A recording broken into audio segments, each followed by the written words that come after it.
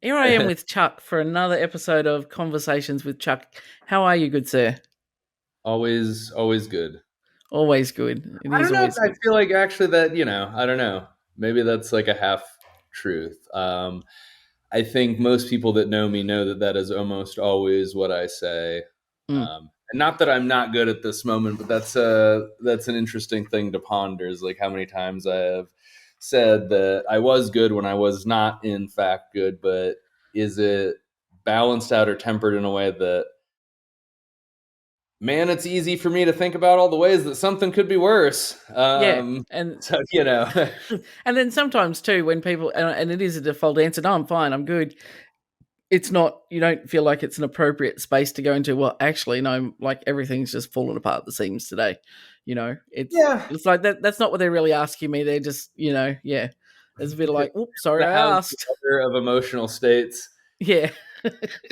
Um, no, but I do believe that there is some element of individual and personal responsibility and autonomy that exists in defining that you know what, like I am good, and Mm, that it's a thing that I do think about when I say that when I am probably not always good is that mm, so much as I can I would like to think like I'm good within yep. what I have the ability to make a choice because we are always dealt the hand of cards that we're dealt and it's up to Yep. us to play them, and so like yeah, no, I am doing good, Yeah.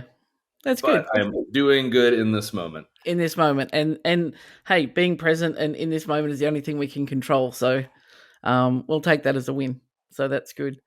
But speaking of the card of hands you've been dealt, like this is a good segue, I think, into today's Dude, little look at you going with your podcast wizardry that you're figuring out. yeah, I know, right? I'm getting all fancy. To today's sort of area I wanted to explore a little more with you. I've heard you talk on previous podcasts and also on this one about, your previous or your life journey from, when you were younger and then, you found yourself in a position where you had um been dealing with some anger management stuff, had been an inpatient, outpatient, dealt with, jail and things like that. And, where I've come into your journey, you're this amazing, mentor, friend, witty, funny guru, great dad, awesome husband. And it's you could have at that point in time in your life made completely different choices, which would have led you to us not sitting down and ever having this conversation because we don't know we exist. But, through a series of choices and paths you took, you know, this is where you've wound up. And I thought it would be interesting to explore some of that journey that you had. And as well, a little bit more detail so that, people can understand, your backstory a little more and how it, reflects on who you are today as well. All the big issues. Well, we can do that. No issues there. So what I'll do is I'll go through like stages or seasons of life, and then maybe Yep. just any general bullet points as to at least what it means to me now, or maybe something that furthers kind of the intent and purpose of what this whole project is. Anyway, it's kind of like what are the Yep. things worth pausing on, or revisiting in the future. So born in Colorado. And at that time, my biological parents were still together. They got divorced fairly early on in my life, somewhere around late three, early four. I mentioned this last week that up until recently, I thought that we were pretty expeditious. And at that point, from Colorado, around four or so, moving to Florida, but I guess it was closer to six. Hmm. Um, there's a lot from my biological parents' divorce that kind of shaped a lot of who I have been through a big piece of my life up until developing some awareness. So kind of the things that I relate to, in that is I think that was the beginning of what I guess I don't know what I would term it as, but like abandonment issues. Like it is a thing that I'm aware of that I often seek to maintain relationships and situations because I have such strong loss aversion, on Hmm. some foundational level. And so, like, that's a thing I'm aware of from, kind of beginning in that stage of life. And working on navigating effectively in adult life. And I guess the balance in that, or the dichotomy, is in growing up without my biological father, I also do have the ability to recognize the importance of relationships. And Mm. so that's a really hard juxtaposition, right? Is hanging on potentially to a relationship that doesn't necessarily serve you in the way that it needs to, but also recognizing that good people who you do feel, some amount of kinship and connection to are very few and far between on this journey. And so just Yep. more questions than answers, but relative to where we began the story, that's kind of the stuff I'm thinking of from there. And then Yep. in Florida, in Sarasota, Florida, and then usually my punchline series joke set up when I teach seminars is there's usually somebody that has some passing familiarity with Sarasota. Hmm. Then the general follow-up question is, do your grandparents have a condo there? And universally, the answer is yes. How did you know? And Yeah. then, because the only reason anybody knows about Sarasota is because they have a condo there, or their grandparents have a condo there. Have a condo there. Um, and so grew up in Florida, in Sarasota, which is a big retirement and tourism town, Hmm. and was there through all of high school. So that really is kind of where I grew up. Um, General kind of like bullet point notes in that is, my mother did end up remarrying to a guy named Jack Bennington, who would later adopt me, and that's where I ended up taking my last name after the adoption. But that wasn't until kind of later in that time frame, period. Early childhood was my mom and I living with her father and his wife, so my grandparents. Hmm.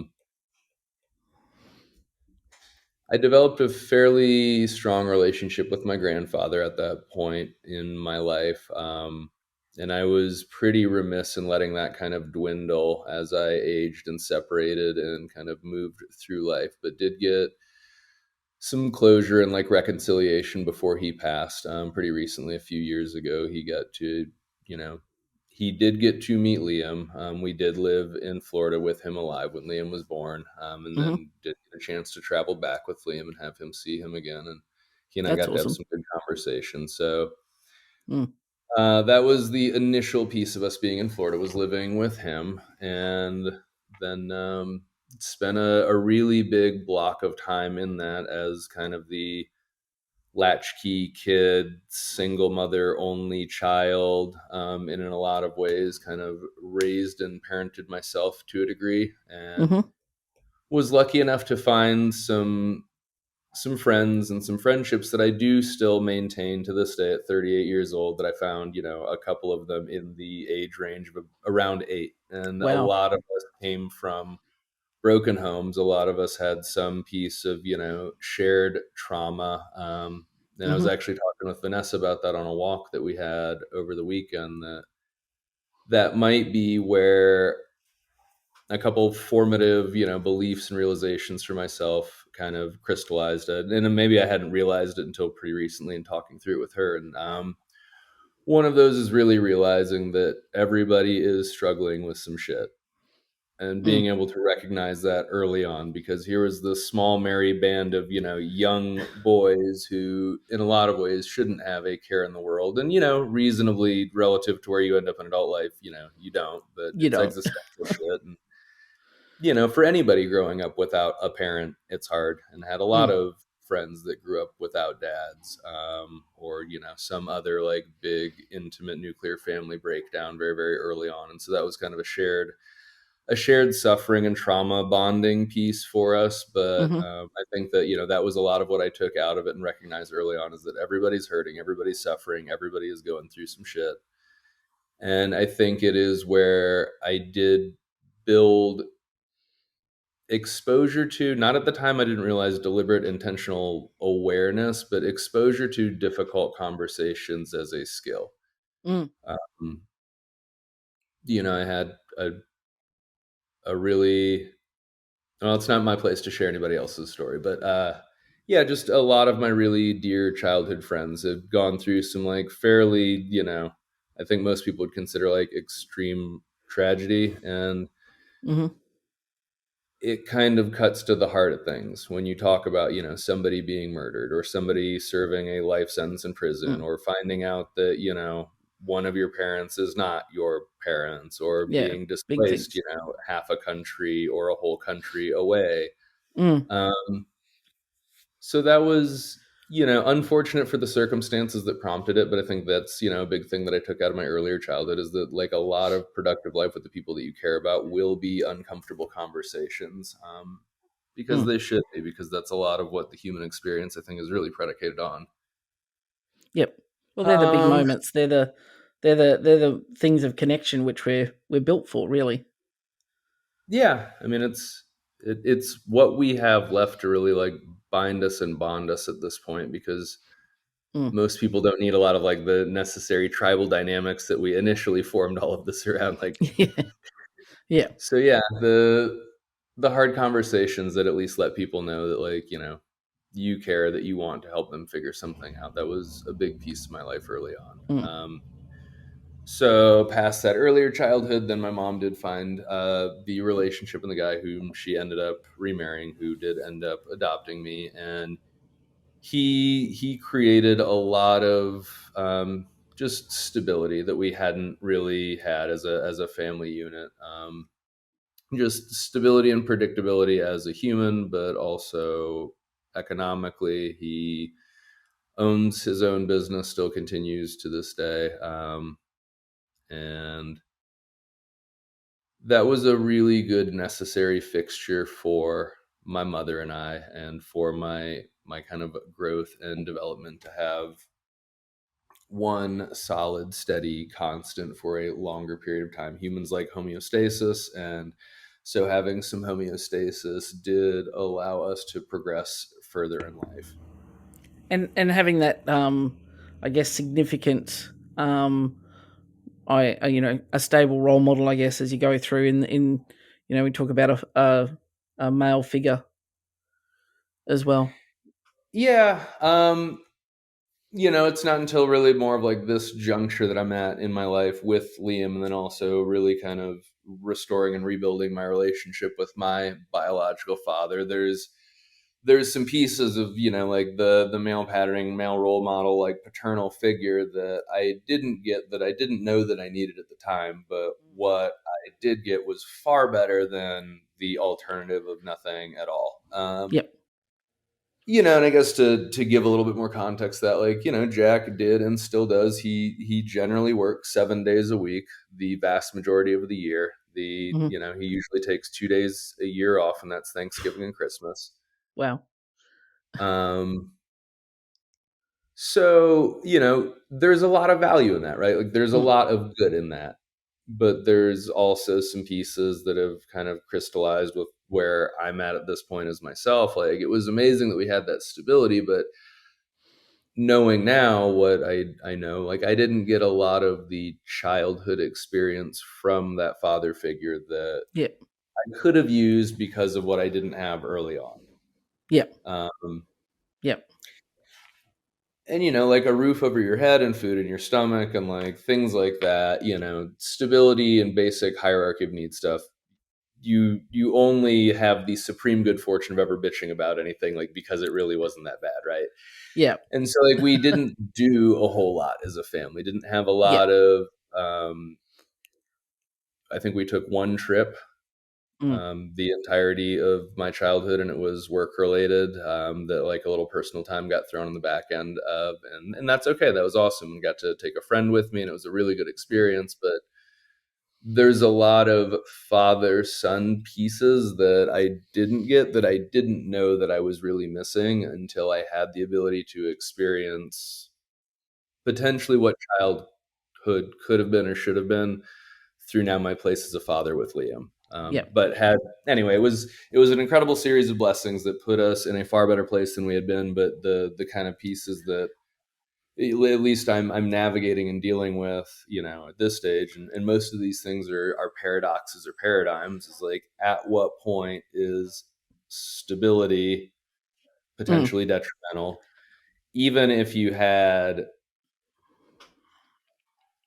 I don't know. I guess there's some different ways to look at it. I don't know that stability in and of itself is ever detrimental, because that doesn't exist at the expense necessarily Yep. of the other pieces, but it often is very difficult to navigate spontaneity and variety and freedom and free time and like family, friends, and all of those pieces without there is a finite amount of time and energy, and as a Mm. result often a finite amount of resources to make that happen, at least at this juncture in life. Like I don't have the ability to just like fuck off and do dad and husband stuff all day long, although that Yep. would be my ideal. Yes.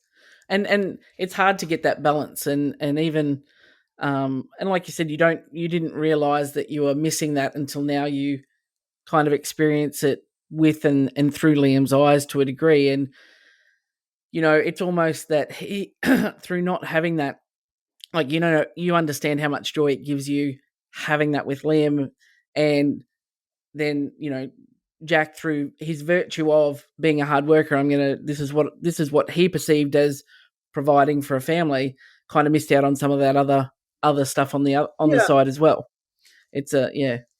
And it does make me, a lot of where I'm coming to at this point in my life is both for him and my biological father. It makes me sad for both of them to miss out on something that I have found so deeply, profoundly, impactfully meaningful, that like it is the Mm, best part of my life. And I feel like, not just that I missed out on a lot of that with both of them, either of them, as a mm, child, they missed out on on that at as least well. what I see at this stage is the best piece of the entire human experience.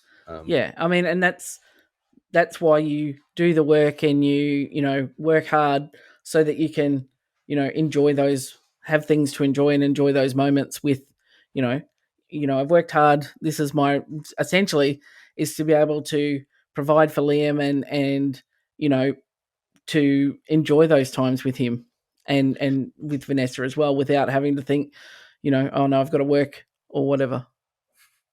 And you want to have that Always enjoyment. looking for the balance, and I don't know Yeah. that anybody necessarily And I gets think, it. look, there are times where it does naturally skew either way, just out of necessity, like, but you can be a bit more intentful and mindful about scheduling the time, which clearly you are. Like, this is, I know different times we've been going to put down something and have a discussion like, oh, well, I'm off the grid, I'm family time all weekend. You're very in, purposeful about, setting that, because you and Vanessa are quite busy and you travel with your work and so on and so forth. So the time that you have, you really make the most of, rather than just going, oh, well, I just fit it in where I can. So there's never any true balance, I don't think, but you can actually get, if you're purposeful about it, you get more quality out of that time that you do have, Yeah, and I and you guess, protect it. because I'm not completely free of the constraints of most of adult life now, like that's my best fit at the moment, right? It's Yeah. like at least am I being intentional with Yeah. how this time is allocated. Yep. So what other big things came at that point? Through, kind of beginning in middle school is when I started kind of dabbling with drugs and alcohol, and progressively, more quantitative and qualitative measures as I got older. Yep. Both my mother and my biological father, I think that they would both agree that they struggle with some, addictive personality traits. And Mm-hmm. at that stage in my life, and then, really through an enormous amount of my 20s, and probably even somewhat so, and, my even early and mid 30s, very prone to a lot of attention seeking behavior, Mm-hmm. especially for a big period of my life if it intersected with something that was kind of self-harming or negative, because I had a lot of, self-worth issues, Mm-hmm. and really didn't have a very high valuation of myself. So those two things, kind of, wanting attention and also wanting to do something bad to myself because I felt like I deserved it, is probably where foundationally a lot of my bad habits with, managing altering substances Mm-hmm. really kind of formed and started. And it's easy in that stage of life, and then kind of where I ended up transitioning from there into the military. There are a lot of social reward mechanisms around those things, especially depending on the types of people and the groups and situations you find yourself in. But Mm. that's kind of where a lot of it started. And looking back now, I think more so than just your average group of kids and teenagers, a lot of us in my more core friend group were really like self-medicating to Mm. try to handle some more difficult pieces of our own lives and stories and journeys. But also there's those other parts of it too. So Yep. that's where some of those things started to get more out of control than they should, and definitely had a lot of close calls and a lot of lucky instances. That time period in Florida between 6 and 18 is also where I really got into like entrepreneurship and business, and kind of fell into it super early on. After my mother and I had moved out of my grandfather's, we lived in an apartment that backed up to a golf course. And Hmm. so I started, combing the golf course for balls and cleaning them and washing them, and like then working on selling them, golfer to golfer. And Yep. that was great because great margins, and the Yep. audience is there, and they've got everything that Yep. in retrospect, there's a lot of like really cool business lessons that came out of it about like understanding a target market and solving people's problems and giving them what they, want What they and need. need, and being, but that's kind of where I got started there, and then moved into doing some raking and lawn maintenance stuff, and ended up getting my first job at 14 to kind of work under the table and make some extra cash. And Mm.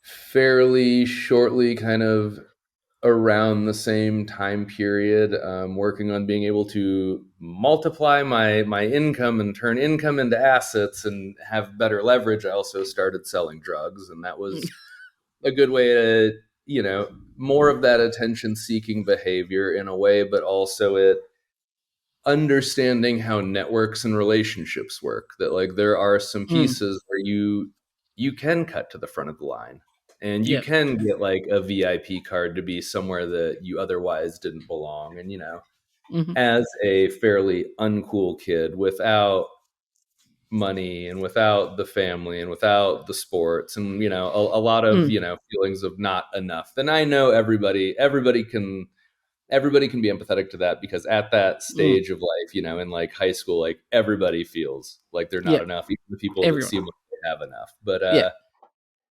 no, being able to make more money and make more substantial money, like that does a Mm. lot for a kid to have purchasing power, and that ends up being really reinforcing. And learned that I was very just financially motivated at that stage in my life. That was a metric that resonated with me, and often at times, even present day, that still ends up being a good communicative device for my own brain and motivation structures. Hmm. But yeah, that was kind of, I think, a big aha that maybe I didn't realize at the time, but I at least carried with me, was that there are people, places, things that represent the opportunity to like skip steps and get access. And that was Hmm. that was a cool thing to learn, because at least at some point it was kind of deliberate. It's Yep. like, well, what opportunity do I have to feel cooler, to get access Mm. to more of that piece of the tribe that everybody, not everybody, but most of us want to be a part of, the cool kid part of the Mm. tribe, innately how we're wired. And fuck, I can make some more money, and that's Yep. motivating to me at the time. And you know, it formed a lot of pieces of behaviors that I ended up carrying with me in life, and not all of them necessarily negative. A lot of Mm. good behaviors and good skills, but applied to not a lot of great opportunities. And Um, I was just going to say that is like you could look at that and go, okay, that was all just a shit time, and I was doing like things that weren't great for me, but when you can be reflective enough to take the lessons from it and go and see those opportunities, you can still come away from situations not feeling like worse about yourself, because you're like, well, this is what if I hadn't done that, I wouldn't know these things, and then I wouldn't be here today, kind of thing. Well, right, and it's really cool to be further along in the game of just being a human, to even be able to look back on those things and deliberately mine for insights and mine for Mm, value. Like, what could I take away from that, or what did I learn from that, or how has that shaped me? mm, Reflective practice is probably something that more people should engage in a better way than just like rehashing and revisiting the past and feeling like shit about mm, the mistakes they made or the decision that they made, and like ruminating and regretting on it. Just look for what you could have learned, because that's mm. all that you can do at that point. Yep. um Well, the thing is, so everything that you have done and have been through, and every conversation you've had, every step you've taken, has led you to be at this exact point where you are right now. And if you had like just deviated by that by 1 degree, where are you now? It's, if you're kind of sitting in your current position and think, oh, whatever I did 20 years ago was a complete disaster, or you start to feel bad about it, and you can get stuck in that space, rather than, well, if it wasn't for that experience, I wouldn't be ready for the experience I'm having now. I wouldn't yeah, be I in this mean, position. and and I don't know at what point I like really started to frame most of life like that. It for sure wasn't at that stage. It No. was after like some more bigger fuck ups and failures, and more of like a fall from grace to realize like, oh, you either win or you learn. So long as you Yep. choose to operate from that construct, like those are the only two things that happen. Yep. Um, so while I was kind of being a junior enterprising entrepreneur in the low level drug game, I was also working at Southside Deli, Yeah. owned by a guy named Joseph Mancari, who's from Buffalo, New York. And it was like a very traditional New York style delicatessen, and still have an awesome relationship with Joe to this day, and still see him every time I go home to Sarasota. And he taught me a lot about just the nature of business. I ended up becoming pretty close to him, and in a lot of ways I can see this pattern that ends up repeating through my life. Like, I attach myself to these, in some form or sense, like father figure types, to take me under their wing for some piece of tutelage or there's Mm-hmm. whatever that I was seeking. But ended up working there until I did leave Sarasota when I joined the military. So I was there from 14 to 18, and ended up with my own key to the place and worked 7 days a week, and had Mm-hmm. probably far more responsibility than anyone in that age range often has. Mm-hmm. But I was good at what I did, and I do have the capacity to be very useful in a team environment, and I have a lot of qualities that lend myself to being a great entrepreneur. Mm-hmm. So if I can find somebody to work with in a context that feels more like I'm working, with you rather than for you, and I have opportunity, then that's a thing I learned about myself, is I can make good of most opportunities if there's a good incentive and like motivation structure to it. And so that was a good work experience. I think everybody should work in some kind of like shitty customer service Yeah. capacity, like service industry thing, at Yep. some point, preferably early on in life. That's another thing that, I took out of it, Mm. is just like dealing with irate, shitty people. You're like, okay, Yep. it is more often than not actually your problem. It is their problem that's just happening to be expressed to you. And so being able to often not take on a lot of mental or emotional baggage for other people's emotional states, that was Yep. that was really valuable. And that was something that I was aware of and took away at that stage in life. um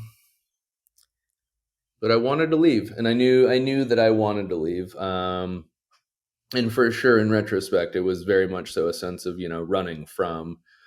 But I do find a lot of consistency, and like a lot of people have that same feeling, as they reach into their late teens and they're Mm. struggling to kind of codify what their identity is and who they are and What they want to be when they whatever. grow up.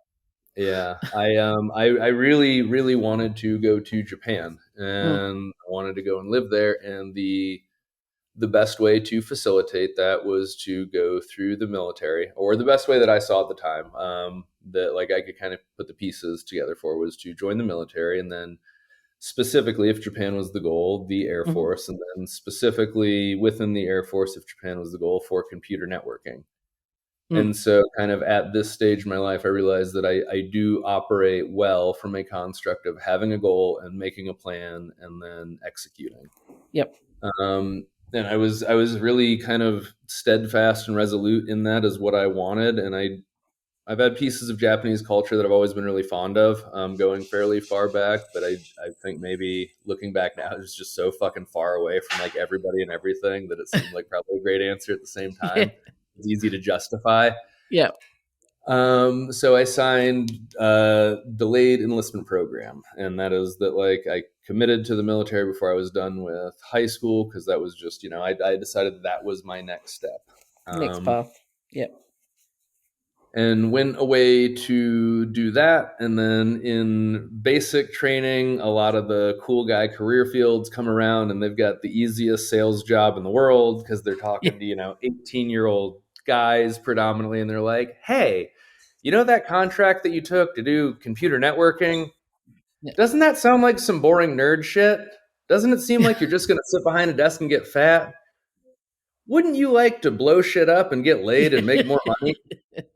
Yeah. If you do like the sound of that, boy, do I have the opportunity for you. So before I'd even finished basic training, I'd changed my contract to be a 1 Charlie 4 or to be a member of the Tactical Air Control Party. The only career field with party in the name. That's a joke I often reference going into like this shit show period of my life. But what it is generally a 2-man Air Force team that gets attached to a forward Army ground unit to coordinate close air support and get missiles, rockets, bombs, things like that from the Mm-hmm. air to the ground. Oh, yeah. Because Cool.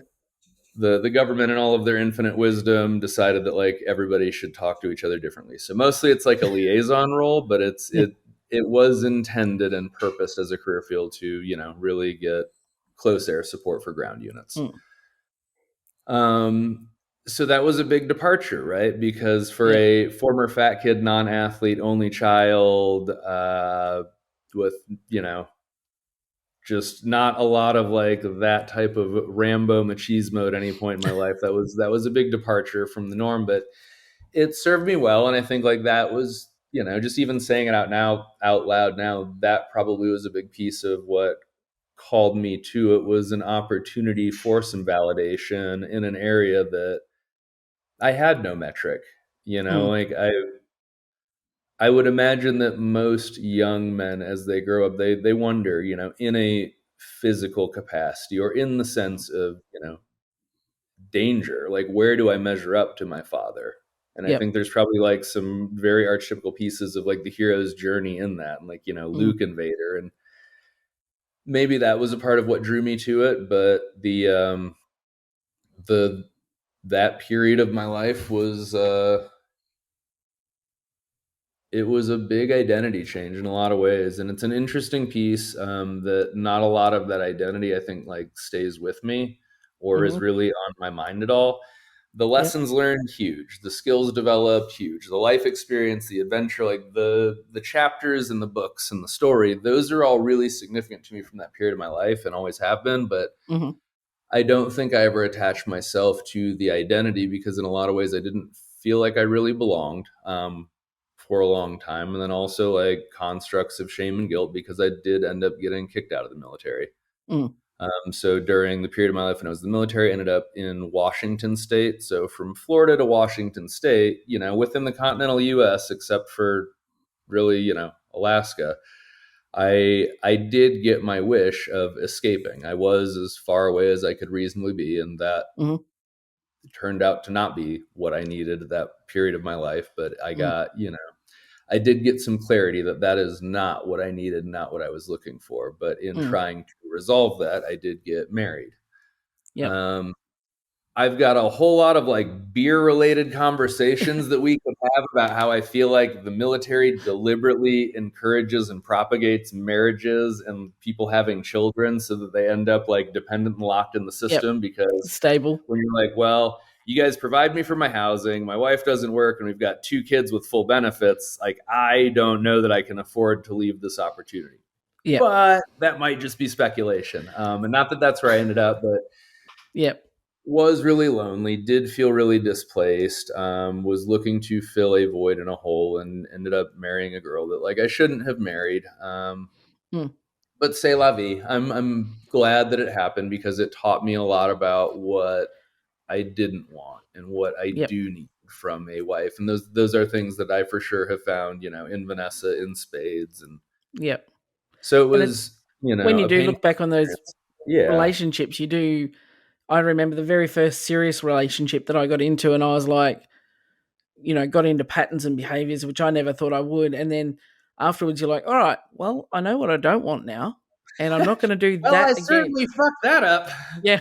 It's like, I'm not going to be somebody's slave anymore. I'm going to, and you just build on those steps, go, yeah, okay, that was an experience, and I'm not going to give somebody open access to my bank account ever again. But hey, here's what you learned, and you move and you go on, and you know what you don't want, which is, clearly what crystallized for you in what you now have. Yeah. So I guess maybe some things, to kind of big lessons learned in that, and then we can get to kind of like where everything really started to fall apart. Mm, The the biggest thing I think that I like really the thing that crystallized more than anything for me, like the discontent in the relationship, because I think based on a lot of, stereotypes and norms in our society, like most people, I would venture to guess, hang out in kind of shitty relationships because that's sort of like the statistical norms and averages that get thrown around. It's just mm, you almost always hear people bitching about their significant other or their mm, spouse. And so it's very easy to normalize like being in not the best relationship. And not that it yeah. was horribly miserable or toxic, but it was just the wrong thing. And so what really crystallized like this isn't going to work out was um, she didn't want to move. And Mm, not that we had even been at the point of moving, yeah. because I was in the military. So that's not really up to me. It's like you just get orders or a contract and you go somewhere else. But Yeah. just that, her story that she had made for herself for the rest of the life was being where she was around her family, her friends, like her people, Mm, places, things. And I had realized, both in the relocation from Colorado to Florida and then from Florida, just really all over, which settled in Washington as my like assignment. But I don't mind moving, especially if moving is moving me forward relative mm, to a goal or something that matters to me, or even if I'm just like escaping pain. Like that's an easy card for me to play. For a yeah. lot of people, like that is not, and it's really difficult for them to wrap their heads around, like literally geographically relocating. But for me, I was like, what do you mean? Like this Mm, can't be it. Like there's so many other places that you could go. There's so many other things to do. mm, Big lesson learned, and like really, I often say in coaching interactions, you've heard me say like a million times, like begin with the end in mind. So that was a mm, big thing that I took out of that relationship, was not just all the things that I found were needs for myself and, expectations and wants, but also just like we should probably make sure that regardless of the communication that's being had or the conversation, the context, just in general, humans should make sure like we're going the same place and we want the same things. Like yeah. before we fuck around with like any of the other like verbal Yeah. jujitsu or like relationship dynamics, just be like, hey, Yeah. is this the thing that both of us think is a good idea? Cool. Are we both okay like meaning it in a similar way? Okay, cool. Then Yeah. there's an actual conversation to have. And so just, I think a lot of people, the young, dumb, in love side of them, you just don't know Mm, what you don't know. And so that was a lot of it, is even in interpersonal relationship, or especially in interpersonal relationships, like probably tackle some of those tough conversations and those big expectations earlier on. And it's for everybody's mutual benefit. yeah. But you I don't know think what you I don't think you just assume it'll just work out, and we'll and it deal never with that when does. it comes. We'll cross that bridge when we get there. It's like, oh, but when you get to that bridge, sometimes it's fallen apart at the edges. There's a delicate way to cross it. Yeah, or like you realize like shit, there is no bridge to cross because like we should have just like separated Yeah. ways a long time ago. Or anyway, so that Mm, was that was a big piece that I really kind of figured out for me in the relationship sense. And the other mm, part with moving is that I desperately do need somebody who is a catalyst for growth for me. mm, Um, I have a lot of issues and hangups and baggage, probably with a lot of like mom issues and dad issues, with always being able to show up as the best version of myself and push myself forward. And so, Mm. and she didn't even want to move or consider the potential of that as like a piece of life, is like, well, what if there's a thing that creates better opportunities? What if there's Mm. like more happiness elsewhere? What if there's a thing that we don't like? If it's off the table to do something about it, then this has to be off the table. Mm. And that's something that I really took away from my time period in that, my relationship with her, is I really struggle with people bitching about situations or being unpleased with situations that they are not doing something about. Yep. um, to varying degrees, and the context always changes, but like, if you're gonna bitch, either come at it with a solution or Mm. be working to resolve it. Like, you Yep. you have to be doing something to earn the right to bitch. You have to have Yep. some viable solution to pose to like voice a complaint. Yep. Those are big kind of like lessons for me. But at that time period, I was going through a lot of existential crisis and knew that that relationship was not going to work. I also figured out that like the military was not the vehicle for me to do the things that I wanted to do and be the person that I wanted to be, and Mm. don't operate well with an overly rigid set of like lines to color within. I for sure am the person that will ask why.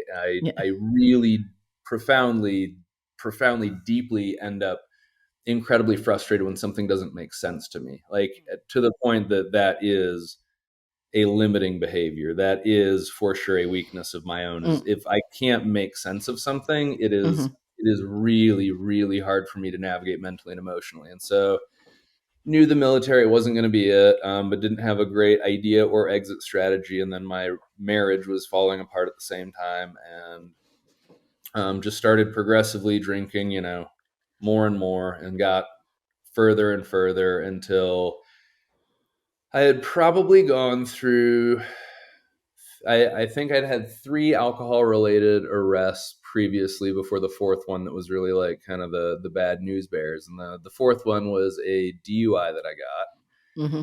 But there's a good story. So I got a DUI in Cape Disappointment, Washington.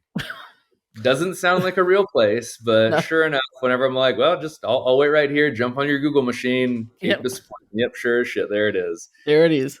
Um, Ran into a bike rack. Right. So didn't get pulled over, didn't go to a Mm. DUI checkpoint. I ran into a bike rack in front of a police station, looking for parking, Right. on the way to the bar. Right. And blew. So we were out there, me and some people that I was stationed with, we were out there, we were going to go camping. But even though we'd been drinking all day, I still wanted to go to the bar. And yeah, I was trying to find parking in front of this, like, there's a restaurant here, police station here, bike rack here. Ran into the bike rack because I thought it was like a turnaround for the restaurant to try to get back to like suitable parking. And fucking people in the restaurant just looking at the window at me. I'm like, I don't know what's going on here, because like I couldn't see the bike rack, and I was just like trying to Yeah. fucking drive through it, and just knocked on the window, looked over, it's like a police officer standing there. And Hi. that was, as my fourth alcohol related arrest, and given that it was a .28, and given kind of like the context of the situation, that was when everybody's like, oh, okay, you're not just like a kid fucking about making bad decisions. Like, you're in real deep for being 21. That Yep. in this span of our short time together in the United States military, working for the Department of Defense, like, you've been arrested for this thing like 4 times, and this one's like a pretty big deal. Yep. And so that was when I had ended up committed to inpatient. My second or third arrest, I'd skipped over this, but they had taken kind of an intermediate step and put me in correctional custody, which is basically like it's like a fairly like white collar military like jail, but Mm. it's really just like being grounded in a Yep. fairly severe way with like a handful of other super grounded dudes for a month. Right. And then flash forward, I ended up doing a little over a month in an inpatient program in Harbor Crest Behavioral Health. Um, in the gaps for a lot of those was where a lot of the outpatient stuff had been, and anger management was kind of in between those other like series of arrests. But the inpatient, that was a big piece of like identity change for me, where I really had kind of a more crystallized sense of self. And although I had mentioned at the juncture of like me joining the military as a way to try to facilitate a goal and travel and like be in Mm-hmm. control of my destiny, even same thing with like, selling drugs or my job at the deli. Like, I want more money. How's a way, like, what is a way in which I can make that happen? Like, let me go do this thing. But the ability or making deliberate decisions to direct the story, I think that had been a thing that I understood for a long time, but I didn't realize that I was also writing who that Mm-hmm. character was. Right. Yep. um, I had absolved myself of a lot of responsibility because I was, the unloved, broken piece of shit that had caused my parents' divorce, that wasn't Mm. worth, any father spending time and energy with. And, Mm. just bullshit, bullshit, bullshit, just like all of my collective baggage of everything that I had, you know, thought or Mm. assumed or assigned or labeled myself with my whole life. It really kind of, it did come crashing down on me in that. And that was, being in that mental hospital, being in that, inpatient program was a big piece of really kind of working to move to the next version of myself and like the next piece of my life. And I do remember it was, I, I quote it, and I don't know if it was like actual, but I'd feel incongruent if I was like, for sure this was it. But it was like any given 10:30 a.m. inpatient group counseling session where you've got, everybody on the same floor in like the big fucking room. And it's like kind of a junior NAAA meeting where Mm. you're just going around and everybody's really, mostly for the most part, everybody's just like going through their fucking victimhood and trying to like, woe is me and one up each other with like the shittiness of their own lives Mm. and existences. And if you've ever been around like any of that world or that community, like it's horribly depressing, and most people really don't want to get better, which is why the relapse rates are fucking insane. Insane. And Yep. we could do an entire separate episode. In fact, like make a note to earmark that for the future to do an entire episode on like my philosophies and thoughts on addiction and recovery, because Mm. that is something that I really am unhappy with how like was handled for me for so long. But also I don't know that until that period of my life that I was the right person in the right place looking for the right thing. Yep. In that Wednesday 10:30 a.m. any old group counseling session, I really distinctly remember looking around the room as everybody's going through their just fucking sob stories and pieces of victimhood, and just realizing that like I did not belong there. Yep. I don't fucking belong with these people. Like, these are train wreck disaster fucking humans. These are people that have ruined their entire lives. They've burned every bridge that they have, Yep. and And for continue to do whatever so. reason, for whatever reasons, and their ability to influence or control, like it's not on me to say or to assume or make Mm. any judgments about, because like at the end of the day, like I'm my own man, I'm my own person. My decisions and my actions put me there, and my decisions and my actions are the only thing that can make sure that I don't end up like any of them. Mm. And so that was a very big piece of crystallizing, identity. Now a lot of like the habits, the patterns, the behaviors, like still struggle with those to like this day, but that was a really solidifying piece of identity for me. Mm. After that, because of like the nature of all of the arrests and the severity, and having to serve like jail time for the municipality and blah blah blah, like the military was really left with no other option but to discharge me. But I had the good fortune of being, good at what I did and a fairly universally likable human, and just had a lot of bad behaviors. But when it did count outside of time away from the office, I could get what needed to be done. And so it Mm. was general under honorable. So a general discharge under honorable conditions, which is, A better good than the outcome, really. alternative. Um, Yep. Given the circumstance, like, very cool that people saw it fit to at least like let me part on somewhat good company, despite the fuck up that I was at the time. Mm. Got out of that, and then ended up moving with my girlfriend at the time, moving in with her, and the two of us lived with her grandmother. And I actually, despite recently coming out of that period of my life, got a job in like the bar and club scene in Seattle. Right.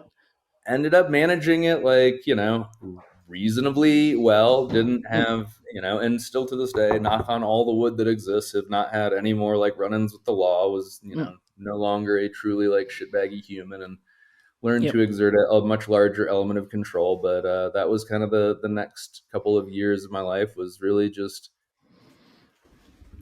kind of recreating, being like a big ass kid. Yep. We did a lot of camping and hiking, and worked in a bar and drank too much, and did some cocaine and smoked some weed. And Yep. after the kind of rigidity and like structure of the military, kind of did go the opposite direction, but in a better way, where it wasn't me, in a lot of ways, looking back, like, I probably did hope that I would have, died from alcohol poisoning or overdosed, on several occasions. But, Mm.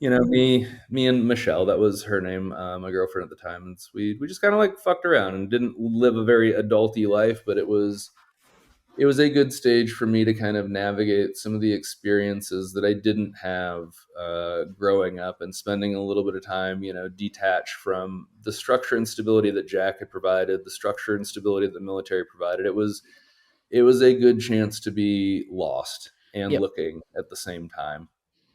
Hmm.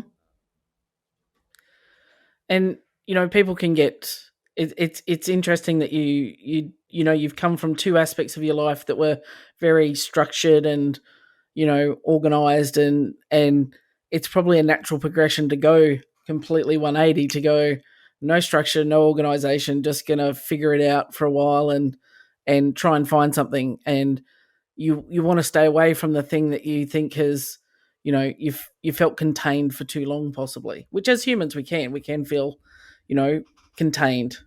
Yeah, I mean, we're like hilariously predictable creatures, right? Like, Mm. the pendulum always fucking swings. The Yep. grass is always greener. We always want for what we don't have. Like, we Yep. are always our own worst enemies. But it was like a fun, it was a fun period of my life. It Mm. wasn't a super productive period. It wasn't a super useful period. I didn't get the growth that I needed, but I did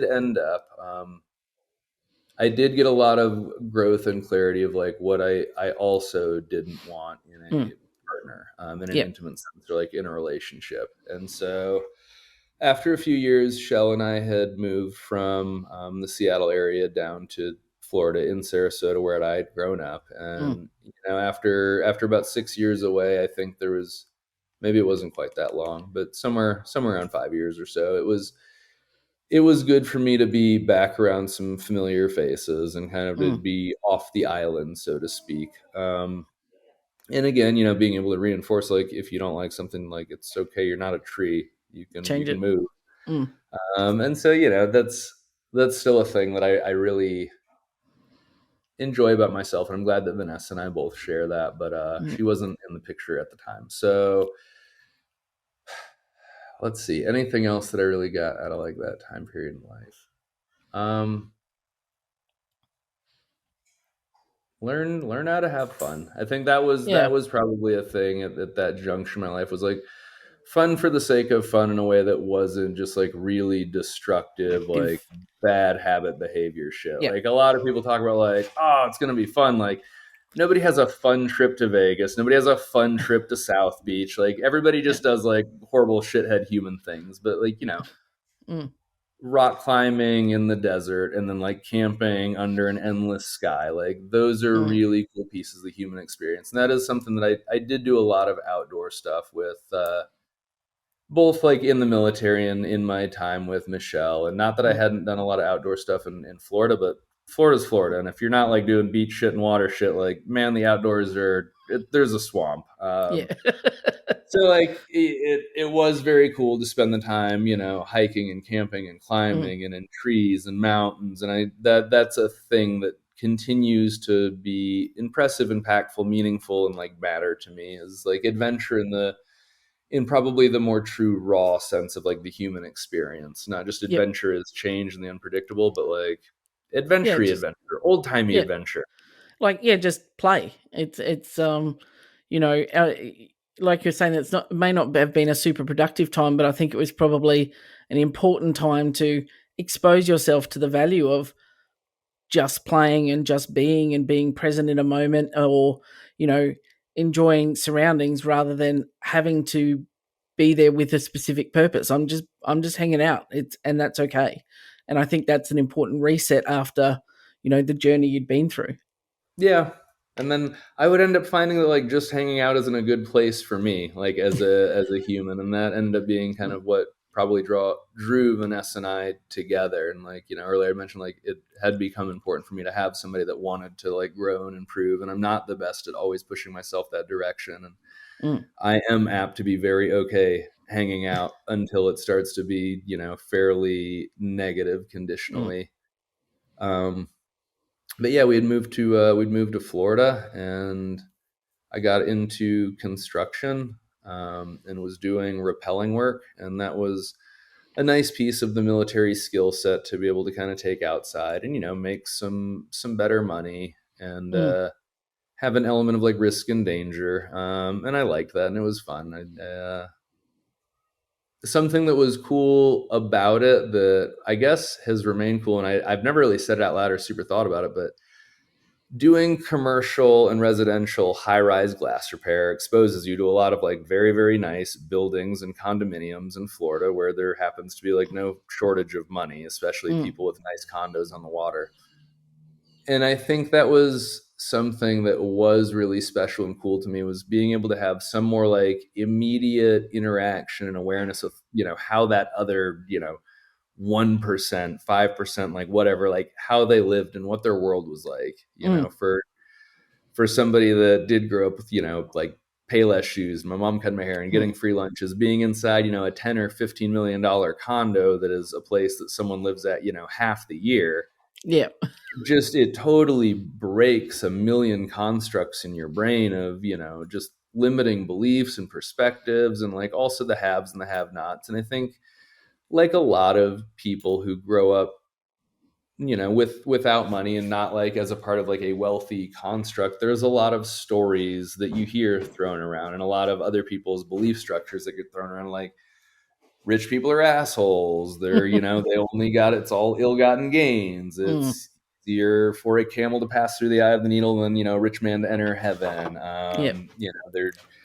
They're rude, they're stingy with their time, like, Mm, and so it was good for me to get exposure, a larger volume of like exposure to fairly wealthy people. And until now, I didn't really realize that that is a thing that was super sticky to me, but I was like, a lot of mm, them are just like me. A lot of these people are, like just as tragically faulted and flawed. And like, man, mhm. they're, you get to humanize a lot more of it. And also realize that like a lot of them don't have like super crazy stories.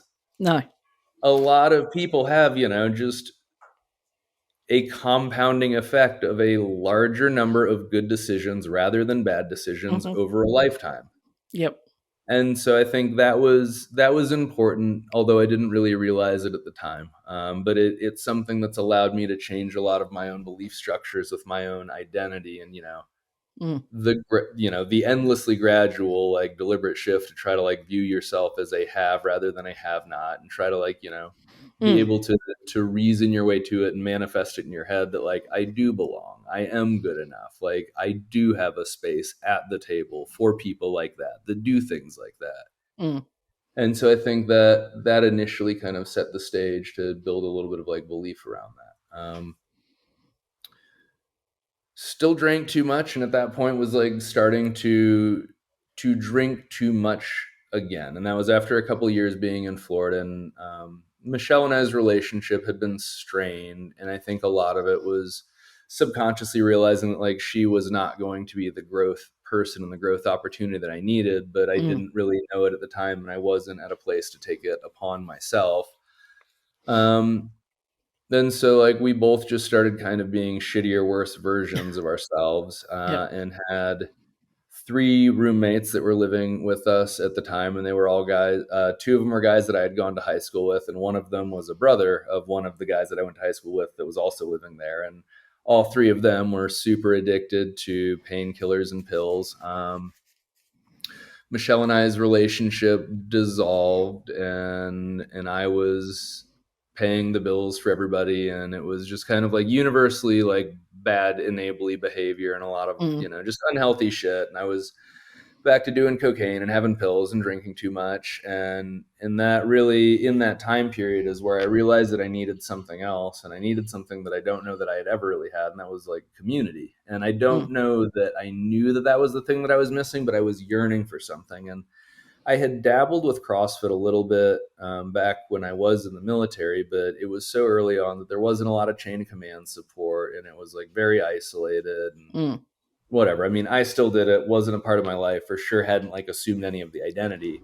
Yep. But being in Florida, getting back into bad behaviors, finding that I didn't like myself anymore and not really knowing who I was or where I was going, started actually consistently following the main site and Yep. in a very deliberate way to make a change to like my person and my identity. Like, you know what? Like I'm going to really put both feet in. I am going to be a CrossFitter. Like what is this identity? Okay, 3 days on, 1 day off, got it. Mm. Okay, zone diet, got Got it. it. Okay, CrossFit.com, got it. Mm-hmm. Post time to comments, got it.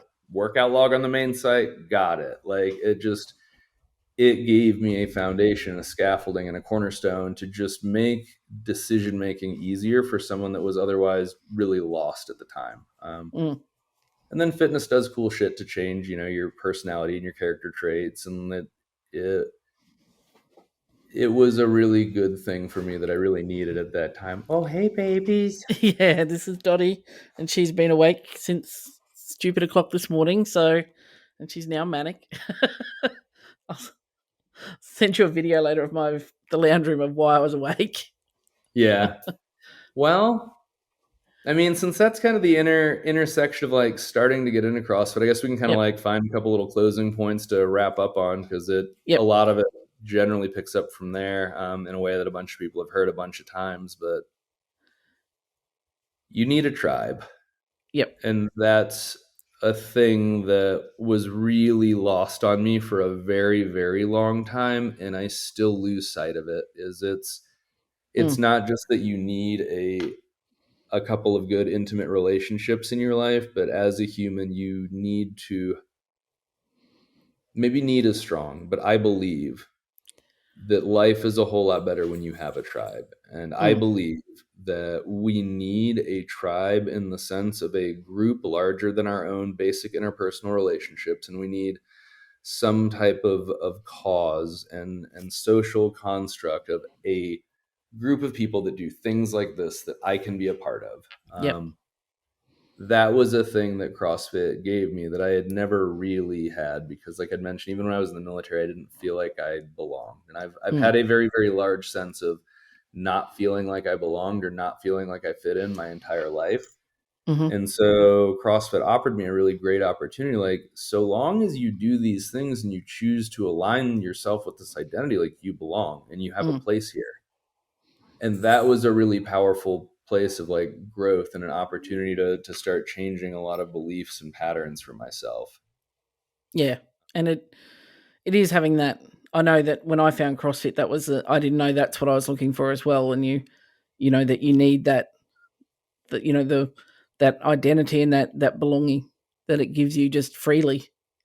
You don't have to fight your way in. You're doing the people like us do things like this, and you're automatically in rather than having to fight your way into a group. And then the next time we talk, we can talk about where that also goes wrong, Yes. because you do get to fight your way into social hierarchical ascension in a way that does get to being very problematic for people with addictive personalities Yes. and like self-harming behavior.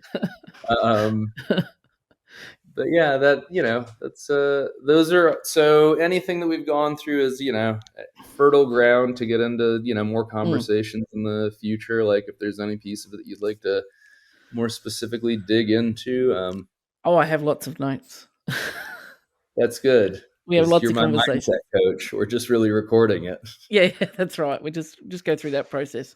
No, I think it's these conversations are, as someone who sort of knows you from a distance, I guess, but from our conversations, which have been, you know, as a mentor to me, and as I get attacked, but to understand, some of the things that go on behind and have built you to where you are, it's really interesting, and just the path you've taken to get to where you are today is just amazing, and where it's taken you, and just a few decisions one direction, another way, and we're not even having this, which I find is just mind blowing. You know what I mean? And That's the all of impact us, that every decision.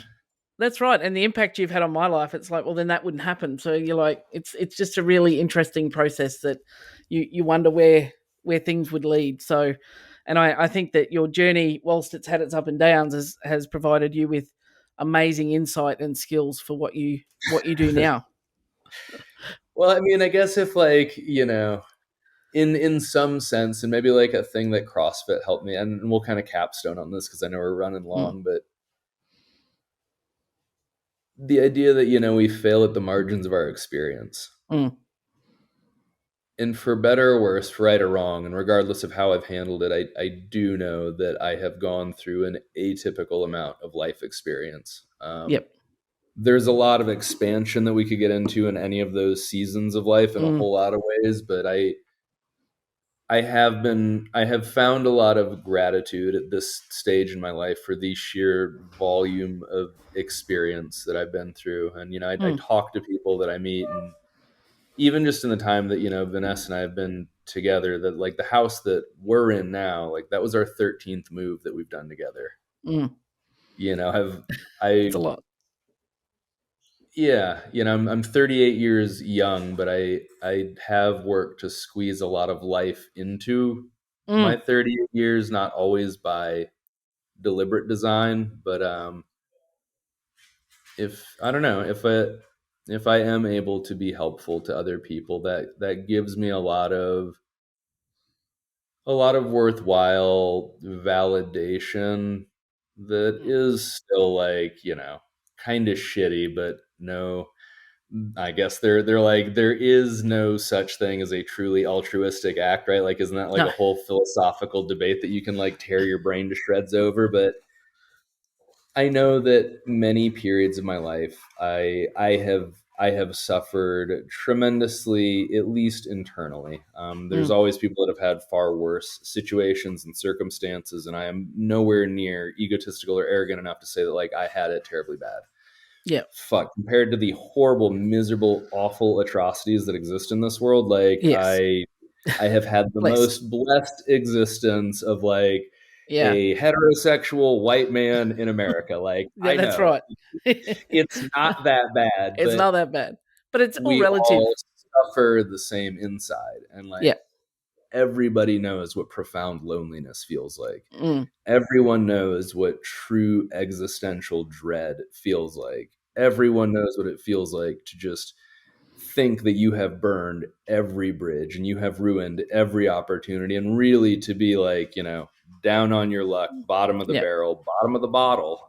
Mm, I've suffered quite a bit, and so I hope that it ends up being helpful. And a lot of what's shaped me as a person and a coach is just trying to be, in any instance or context, what I wish I would have had for the other party in a situation. yep.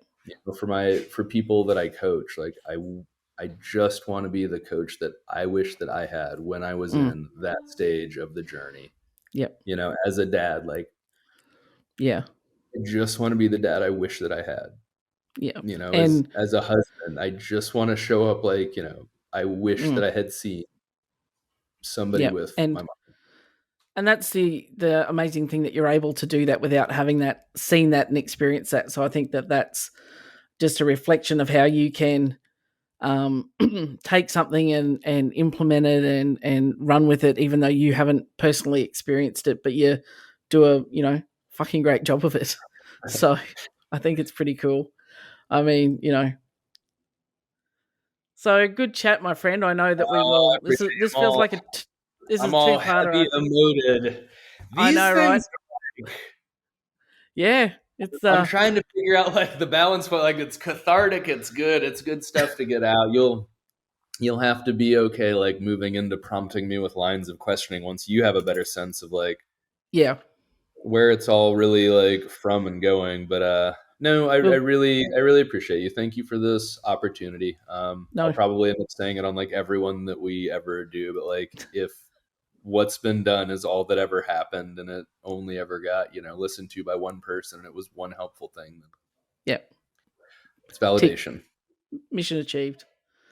All right. Well, thank you, Sarah, and we will pick this one up on the next one. Indeed.